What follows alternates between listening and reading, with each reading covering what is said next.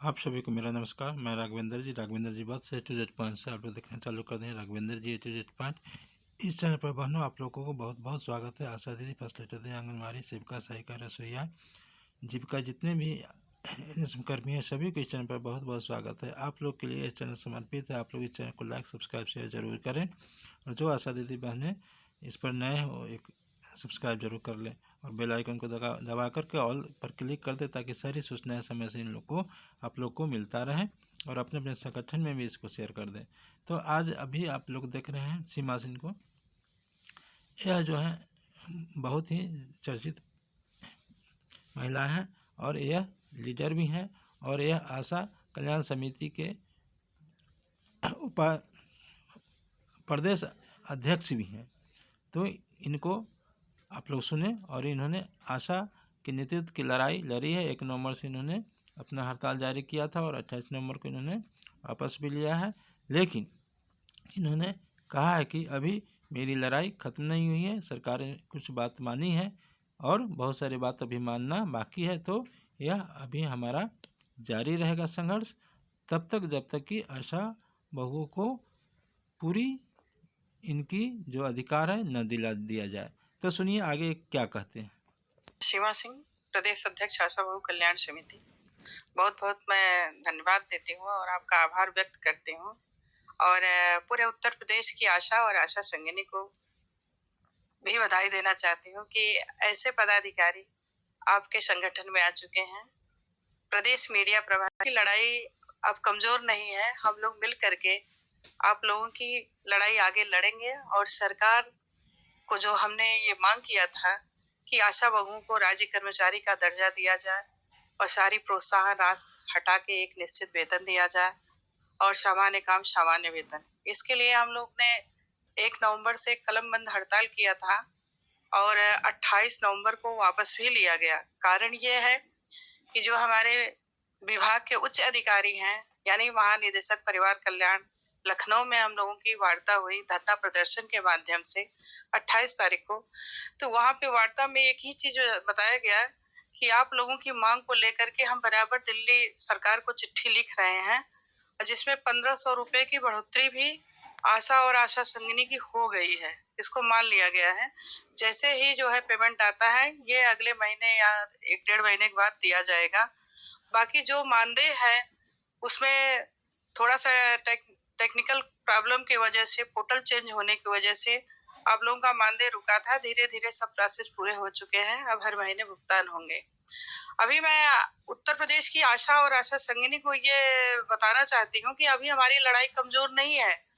अभी हम जो है हार नहीं माने हैं। हम सरकार का कार्य करने के साथ साथ भी अपनी मांग भी रखेंगे, क्योंकि इतने कम पैसे में घर चलाना, परिवार चलाना, बच्चों को देखना, सामाजिक सुरक्षा, तमाम ऐसी चीजें हैं कि जो हमारी आशा और आशा संगिनी का इतने में नहीं हो रहा है। इसलिए हमें जो है सामान्य काम सामान्य वेतन चाहिए। और मैं आप लोगों को एक सूचना देना चाहती हूँ कि हमेशा जो है कि बिना आवाज उठाए, बिना लड़ाई लड़े किसी की मांग पूरी नहीं होती है। सबसे बड़ी चीज है कि हमारी आशा और आशा संगिनी को इतना सोचना चाहिए कि अगर हम लोग एक रहेंगे, एक मुट्ठी में बंधे रहेंगे, तो कोई भी मांग हमारी आसान नहीं होगी, सब मांग पूरी हो जाएगी। इसलिए आप लोग एकजुट होइए और हम लोग मिल करके, मान लीजिए मैं प्रदेश अध्यक्ष हूँ, अभी तक तो मुझे लग रहा था हमारी जिले की कमेटी, प्रदेश की कमेटी थोड़ा सा कमजोर थी, इसलिए मैंने इतना बड़ा अधिकार आपके भैया संतोष से मेरा निवेदन है। ऐसा नहीं है कि हम लोग जो है कि 1 नवंबर से लेकर 28 नवंबर तक जो कलमबंद हड़ताल किए हैं, हमारी मांग पूरी हो गई, हम शांत होके बैठे हैं। ऐसा कुछ नहीं है। जब तक आप लोगों की मांग पूरी नहीं होगी, जब तक हम लोग एकजुट नहीं होंगे, हमारी लड़ाई अभी भी जारी है और आगे भी रहेगी।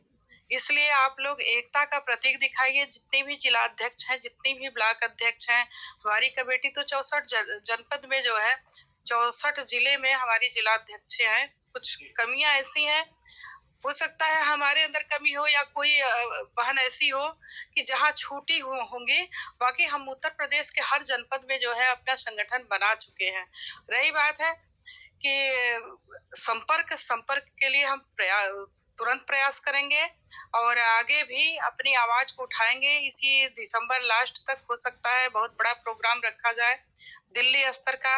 हम लोग जो है वहां पे चल के दिल्ली सरकार को अपनी आवाज को बुलंद करेंगे, संख्या बल के साथ बुलंद करेंगे, क्योंकि हम लोगों को एक निश्चित वेतन की जरूरत। इसका मतलब ये है कि हमारी सरकार जो बढ़ाई है, हमारे विभाग के जो है मिशन निदेशक माननीय जो है सुधा मैम जी जो हमारी एनएचएम की एचआर हैं, और उषा गंगवार जी ने बताया कि आशा बहुओं और आशा संगिनियों के लिए 1500 रुपए की बढ़ोतरी हो चुकी है।